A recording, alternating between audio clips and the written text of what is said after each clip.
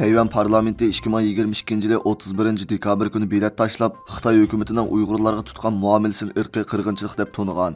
Bunun bilan Tayvan Xitayning harakatini irqiy qirg'inchilik yoki insoniyatga qarshi jinoyat deb to'nigan g'arb parlamentlarining sepiga qo'shilgan. Hozir qadar Amerika hukumati va davlat majlisi Kanada, Angliya, Belgiya, Gollandiya, Fransiya, Chexiya va Litva qatorliq nurg'un davlatlarning parlamentlari Xitoyning Uyg'urlarga yurgizayotgan bostirish siyosatini irqiy qirg'inchilik yoki insoniyatga qarshi jinoyat deb bekitgan.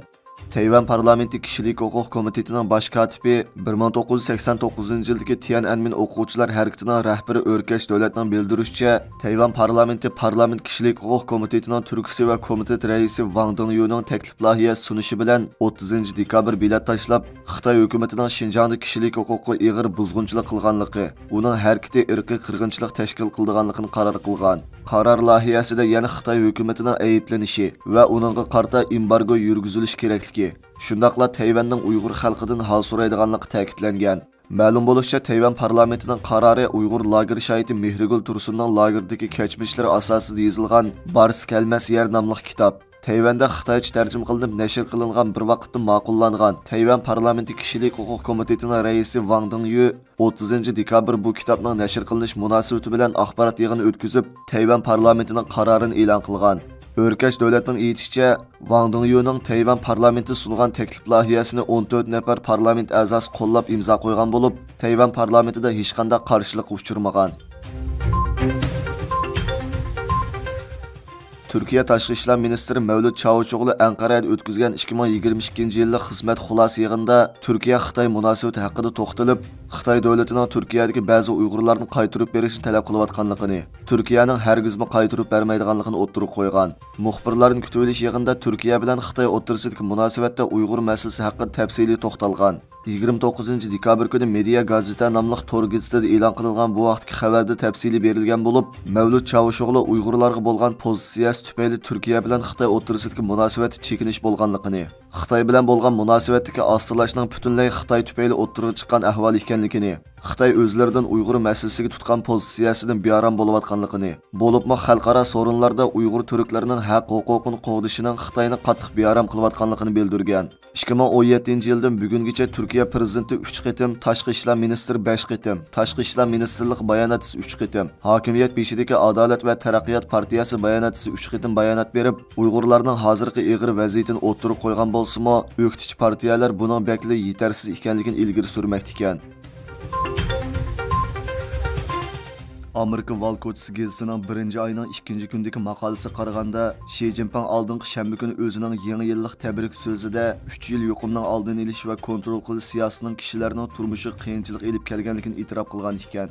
Maqolada ko'rsatilishicha, Xi Jinping tabrik so'zida o'zlarining azaldan ko'rilib bo'lmagan qiyinchilik va xirislarni yengib chiqqanligini, buning hammalarga oson to'xtamaganligini, ya'ni o'tgan yili noyabr oyining oxirida yuz bergan Xitoy virus yuqumining oldini olish va kontrol qilish tadbirlariga qarshi elib berilgan oshkor namoyishni e'tirof qilganligini, ommaning o'xshamagan ko'z qarashda bo'lganligini tilga ilib, ko'pchilikni ittifoqlashishga chaqirganligini bildirgan. Angliya pul muomil vaqt gezisining shanba kundagi maqolasida Xitoy Kompartiyasi kishilarning navbatdagi Xitoy virus yuqum krizidan diqqatini burashga urinayotganligini, buningdan Xi Jinpingning Xitoy virusi yuqumiga tadbir belgilashining davlat ichi va sirtidagi innovativ ziyon solganligini ko'rsatib berganligini ta'kidlagan. Xitoyda Yangi yil bayram mezgilida Henan o'lkasi Joukou shahrida kishilar ko'chalarga chiqib pojanz atgan. Shuning bilan saqchilar bilan xalq o'ttirisi to'qinish yuz bergan. Saqchilar nurg'un kishilarni tutqun qilgan. Xalq ommasi ulardan tutqun qilinganlarni qo'yib berishni talab qilgan va saqchi mashinasini ag'dirib tashlagan. Bir qism yoshlar saqchi mashinasiga sakrab chiqib, saqchi mashinasining nomer taxtasini qo'mirib tashlagan hamda kishilarning qo'llashi va olqishiga erishgan. Henan o'lkasidan boshqa Nanjing, Shandong va boshqa joylarda pojanz namoyish yuz bergan ekan. Obrazchilarning bildirishicha, oq qog'oz harakatidan pojanz harakatigacha Xitoy xalqi namoyish orqali uyg'onib o'z huquqi uchun kurash qilishga boshlaganligini, buni Xitoy xalqi uchun g'oyat zo'r ilgirlash ekanligini bildirgan. 2 yanvar kuni Xitoy Markaziy televiziya stansiyasi Xi Jinpingning 2023 yil haqidagi yangi umidlar qatorida uning Hong Kong va Sharq Turkistonga borganda so'zlagan so'zlarini to'plab e'lon qilgan. Shuningdek, buningga rais Xi Jinpingning Hong Kong va Xinjiang haqidagi yangi qarashi deb mavzu qo'ygan. Xitoy Markaziy televiziya stansiyasi e'lon qilgan qisqa videoda Shi Jinpingning Hong Kongdagi xizmat ziyorati jarayonida so'zlagan so'zlar qatorida Hong Kong hozir qalaymaqonchilikqa xotim berib parlaq kelgusiga yuzlanmoqda deganligi alohida gavdalantirilgan ekan. Bu orqali Hong Kongdagi demokratiya va qonun orqali idora qilishni talab qilish namoyishining zo'rliq kuchi bilan bostirilishi pardozlab ko'rsatilgan. Shu qatorda Sharq Turkiston haqidagi bo'lakda millatlarning ittifoq bo'lishi hamda anarning tanisidek zich uyushi alohida ta'kidlangan. Bu orqali Xitoy hukumatining Sharq Turkistonda ijro qilinib kelayotgan turli siyosat va tadbirlarning mushu yo'sinida davom bo'lganligidan bishorat berilgan ekan. Birlashgan Davlatlar Tashkiloti Kishilik huquq oliy kengashi 2022-yil e'lon qilgan dokladda Xitoy hukumatining Sharq Turkistondagi qilmishlari insoniyatga qarshi jinoyat deb ko'rsatilgan. Yevropa Birleşmesi Xitoyni texim önümlük Xitoy virusi vaksinasi bilan haqsiz ta'minlaydiganligini bildirgan. Ammo Xitoy diplomatiya ministrligining bayonotchisi Mao'ning 3-yanvar kuni Xitoyda davlat ishidagi vaksina ishlab chiqarishning yetarli ehtiyojini qondira oladiganligini o'ttirib qo'yib, Yevropa ittifoqining yordamini rad qilgan. Angliya pul muomala vaqt gezitining 3-yanvar kuni xabar qilishicha, ismini oshkorlashni xohlamagan Yevropa komissiyoni amaldori bu taklifning Yevropa ittifoqidagi 27 davlatning sahiya xodimlarining 3-yanvar kuni yig'indan bir qancha kun burun o'ttirib qo'yilganligini, Xitoy virusining variantlarini bartaraf qilish uchun ommaviy sog'lomlik bilimlarini o'rtoqlashish va vaksina i'ona qilish qatorliq ishlar uchun Xitoy amaldorlari bilan aloqalashganligini, lekin Xitoydan hech qanday javob kelmaganligini bildirgan. Amerika xabar iqimi torining 4-dekabr kuni e'lon qilgan maqolasi qaraganda, Xitoy hozir fuqarolarni umumyuzlik kuzatish va kontrol qilish davriga kirgan bo'lib, mamlakatning hamma joyiga 400 million kamera o'rnatib, dunyodagi eng chong ta'qib nazorat davlatiga aylangan. Maqolada aytilishicha, Amerikadagi axborot hammadan muhim nomli programmada ta'qib nazorat davlati jamiyatni kontrol qilishning yangi davrini boshlamoqchi bo'lgan Xitoyning urinishlari nomli yangi kitob haqida suhbat elib berilgan. Kitap avtorlaridan Wall Street jurnali muxbiri Liza Lin bilan Josh Chin Xitoy hukumati to'plagan sonliq ma'lumotlarning boshqa har qanday davlatdan eshib ketganligini, Amerika kirmini jilg'isidan kelgan ilg'or texnikalarning bu ishga qanday yordam berganligini, Uyg'ur rayonidagi xalqni kontrol qilish uchun Xitoyning o texnikalardan qanday foydalanganligini aytgan. Ular yana Xitoydagi kameralarning 400 milliondan oshganligini, Xitoy hukumatining Xitoydagi 1 milliard abonentining aql foniga bemalol kirib tekshirib, Xitoyning xavfsizligiga chetiladigan har qanday uchurni suzib ola oladiganligini bildirgan. Suhbatda ma'lum bo'lishicha, Uyg'ur rayoni Xitoyning eng dastlabki ta'qib nazorat sistemasi qurgan va sinov qilgan bazasi bo'lib, undan keyin Xitoy hukumati bu sistemani ichkari Xitoyga, hatto Osiyo, Afrikadagi boshqa davlatlarga kengaytgan.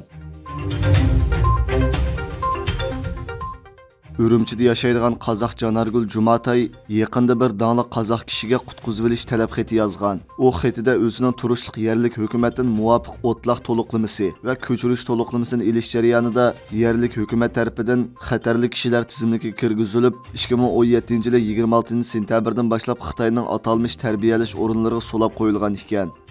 Qo'yib berilgandan keyinmi yerlik saqchilar yanada uni va oilasidagilarni kuzatib turganligini, normal sirtqa chiqib ishlashga, pasport iltimos qilishga amalsiz qolganligini, hatto doktorxonaga borsimi kasal ko'rsatish jarayonida daxl taruzga uchrashidan ansirab, majburiy ruhiy kasallar doktorxonasiga avatilishidan qo'rqqan. Yan telefonini xotirjam qo'lini olmaydi ekan. U Markaziy axborot agentligining maxsus ziyoratini qabul qilganda, o'tgan 6 yilda o'zining hech qanday kirimi yo'qligini, oilasining qo'llashi bilan intayin jafoliq turmush kechirganligini, o'zining Xitoy hukumati tomonidan to'lam ishlar bilan Qozog'istondan aldab kelib tutqun qilinganligini, 2017-yil 26-sentyabrdan boshlab Xitoy jazo lageriga qamalib, Urumchidagi 2-turma va 3-turmada 2 yil 23 kun solinib, 2019-yil 18-oktyabrda qo'yib berilganligini bildirgan. Janargul ilgari Qozog'iston davlatlik televiziya stansiyasida ishlagan dangli san'atkor bo'lib, shundaqla tunji bo'lib vatanda turib sirtning ziyoratini qabul qilib, o'zining Xitoy tarafidan jazo lageriga solinib, uchirgan ziyonkashlik kechirmishlarini sirtqi dunyoga anglatgan. Xitoy hukumati yuqumni nolga tushirishdan iborat qattiq qo'lli qamal siyosatini bekor qilgandan keyin Sharq Turkistondagi Xitoy hukumat taratqullari kundalik yuqum ahvoliga oid sonliq ma'lumotlarni e'lon qilishni to'xtatgan bo'lsa-mo, yerliklardan egilangan uchurlarda Sharq Turkistondagi yuqum vaziyatining Xitoy o'lkalariga o'xshashla jiddiyligi ma'lum bo'lmoqda. Atalmış Şinjan Partikom sekretari Ma Shungroyning 5 yanvar kuni butun rayondagi yuqumning oldini olish va kontrol qilish to'g'risida chaqirgan maxsus sin ko'rinish yig'indimi har qaysi joylarda yuqumni kontrol qilishni qattiq ta'kidlashi vaziyatning ig'irligidan derak bermoqda. Tangirtog' torining bu vaqtdagi xabardan ma'lum bo'lishicha, Ma Shungroy yig'inda bu yangi bosqichda butkul rayon siyosiy hukm, siyosiy tushunish va siyosiy ijro qilishni yaxshilab, partiya markaziy komitetining qarori va o'rinlashtirishini qat'iy ijro qilish kerak degan. Bo'libmi Ma Shungroy so'zida Xitoyning Chag'an bayram mezgildagi kasallik ahvoliga bo'lgan tayyorlikni puxtalash, ojizliklarni to'liqlash, dori shirkatlarining ishlab chiqarishini ilgari surish, ommaning davolanish dorilarga bo'lgan ehtiyojini qondirish, asliha kamligini to'liqlash, balnis karvati va tibbiy xodimlarni to'liqlashga kapolatlik qilish haqida nuqtaliq to'xtalgan ekan. Bundan boshqa atalmış Şinjan gezitining xabar qilishicha, Sharq Turkiston doiralarining ehtiyojiga asosan 20 mahalla aholilar komiteti doktorxonasini ko'paytirishni qaror qilganligi deyilgan.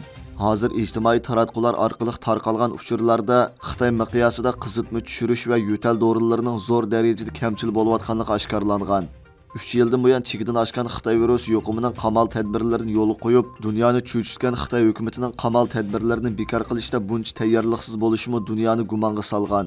Angliyaning muhofizatchi gazeti 3 yanvar kuni e'lon qilgan tahrirat maqolasida Xitoyning bugungi kunda beshidan o'tkazayotgan bu Xitoy virus krizisini butunlay tadbirsizligining natijasi deb baholagan. Ular maqolasida Xitoy hukumati agar Xitoy virus yuqumini tizginlashda tadbirlik bo'lgan bo'lsa, yuqum va o'lim ahvollarining hozirgidek ig'ir bo'lmaydiganligini, xalqning bundoq ig'ir bedel to'lamaydiganligini eskartgan.